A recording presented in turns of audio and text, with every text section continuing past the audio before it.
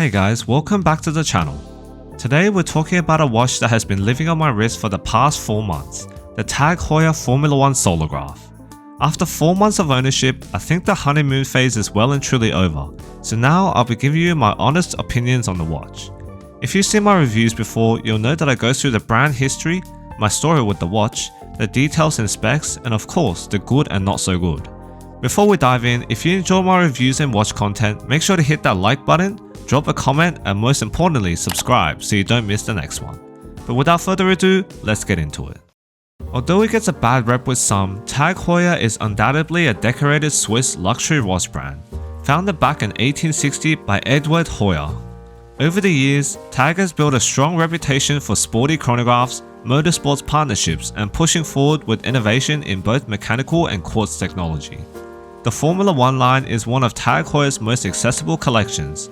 It was first introduced in 1986 as a fun, colorful, quartz-driven sports watch that really embraced the everyday luxury concept.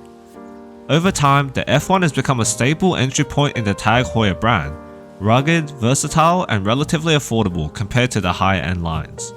The F1 Solargraph is the newest addition to the Formula 1 family, marrying Tag Heuer's in-house solar quartz movement with iconic design of some of the very first watches from the Formula 1 line.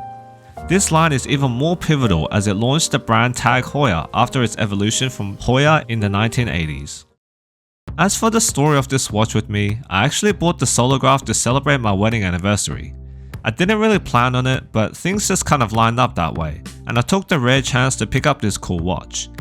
If you know me, I like to tie my watch purchases to major life milestones, to make them that little bit more special and have more of a reason to not let them go. And my intention for this watch is for it to be a keeper. It just has that vintage charm that I think will translate really well in the long term. I imagine it as a watch that you'll be telling the story of to your children or grandchildren someday. Now let's take a closer look at the watch.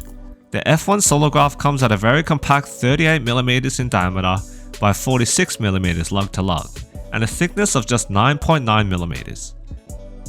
The case itself is a stainless steel case with a sandblaster finish that gives it a sporty tool-like aesthetic. The dial is a white opaline color with a red chapter ring and Tag shields for the 6, 9 and 12 indices, and a date window at the 3 o'clock. The other markers are lume-filled circular markers. The watch also has a bidirectional plastic rotating bezel with a 60-minute count-up timer. The bezel action is very soft but still has noticeable clicks to the touch. Let's give it a listen now.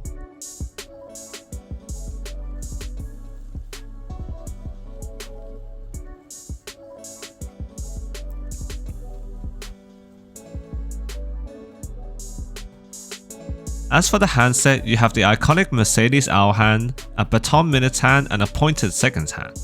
The hands and markers are filled with superluminova, and honestly, it glows much brighter and lasts longer than I expected.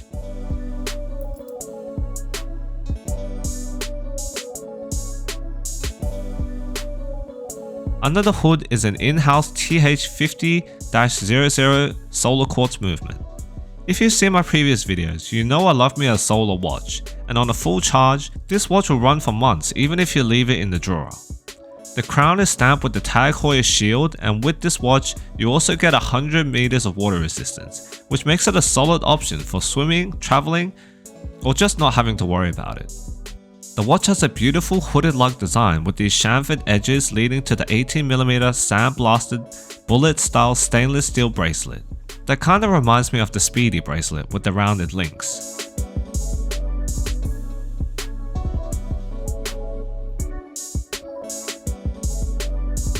The bracelet ends in a matching sandblasted folding clasp.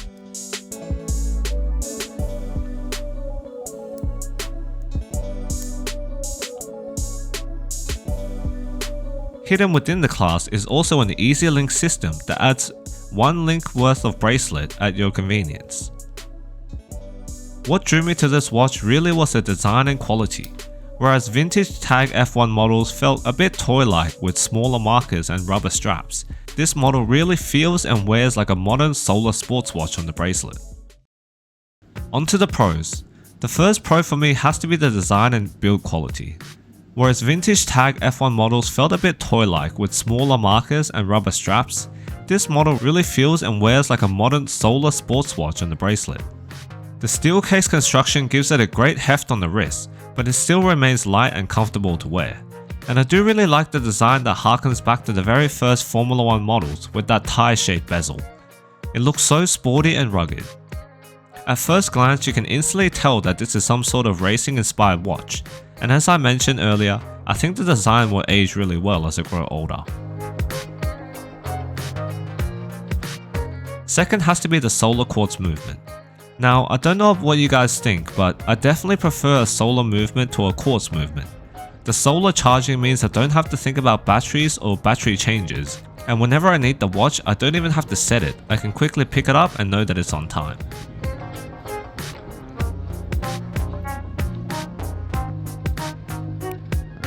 Next is the size and wearability. The 38mm case and 9.9mm thickness paired with the articulating bullet bracelet makes it very comfortable and easy to wear, as it will definitely slip under any dress cuff.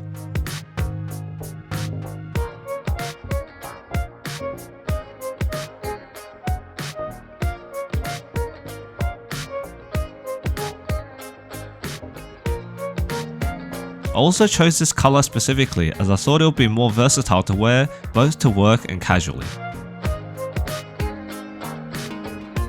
And finally, functionality. The EasyLink system is amazing for hotter days when your wrist is bloated and allows me to always have the perfect fit on the bracelet, and the bi-directional rotating bezel is definitely handy as a timing mechanism.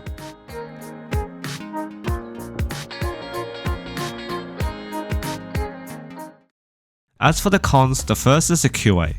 If you scrutinize the dial, you may notice that the 12 and 6 markers don't exactly line up, and so the bezel pip is ever slightly misaligned. The seconds hand also doesn't hit every marker exactly. So if this is the sort of thing that bugs you, then this will probably be a major turn off. And I do think that this is a fair criticism of the watch, as you would expect a luxury quartz watch to have better QA for these kind of things. For me overall though, it doesn't really bother me as I don't spend my time scrutinizing the dial. The second con, which is quite a subjective one, is the price. Coming in at £1,650, I know that a lot of you will be saying that this watch is not worth it. But given the build quality, specs, design, functions and technology, as well as the brand prestige on the watch, I do think that this watch is worth the price, although some may never be able to get past this hurdle. Next is the hooded lug design. Because of the hooded lug design, I don't think that this watch will be able to fit aftermarket strap options, although I haven't personally tried. I've asked about the straps for other F1 Solargraph models, but Tag confirmed that they don't sell these individually. And last is a minor thing, but due to the short clasp, it is a bit of a struggle to get the watch on and off wrist on the bracelet.